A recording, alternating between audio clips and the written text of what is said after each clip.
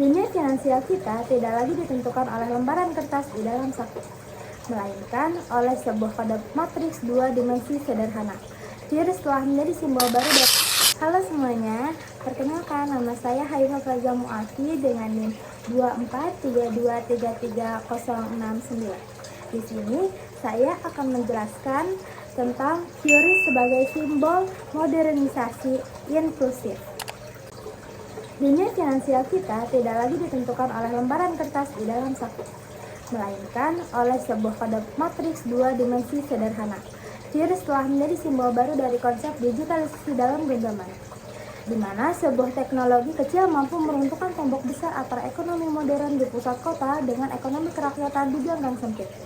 Ini adalah awal dari revolusi yang menyatukan seluruh lapisan masyarakat dalam satu ekosistem yang sama. Selama ini, modernisasi seringkali dianggap sebagai hak istimewa masyarakat perkotaan atau mereka yang sering berbelanja di mall-mall mewah. Namun, QRIS mematahkan stigma tersebut melalui demokratisasi teknologi.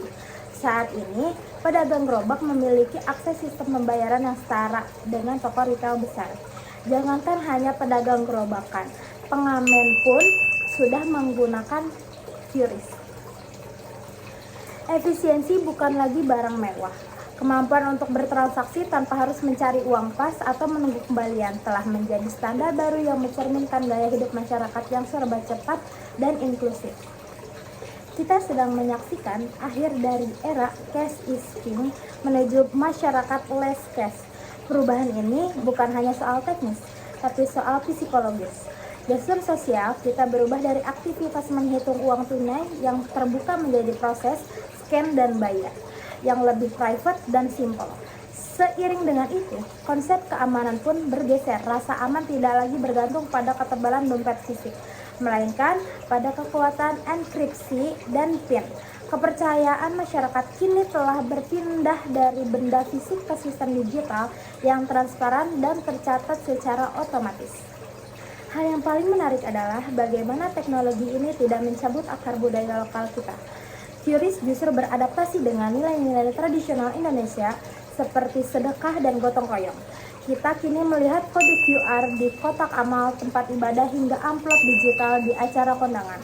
Ini membuktikan bahwa tradisi kita tidak mati dengan tangan teknologi. Sebaliknya, teknologi menjadi alat bagi nilai-nilai leluhur kita untuk berevolusi dan tetap relevan di zaman modern tanpa menghilangkan jati diri bangsa. Di luar fungsinya sebagai alat bayar, QRIS telah merambah ke ranah psikososial sebagai simbol status. Menggunakan pembayaran digital kini memberikan kesan bahwa seseorang melek teknologi dan adaptif terhadap perubahan zaman.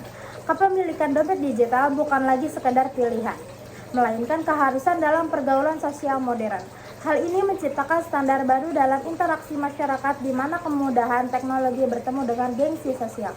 Jadi, QRIS adalah bukti nyata bahwa digitalisasi bisa bersifat manusiawi.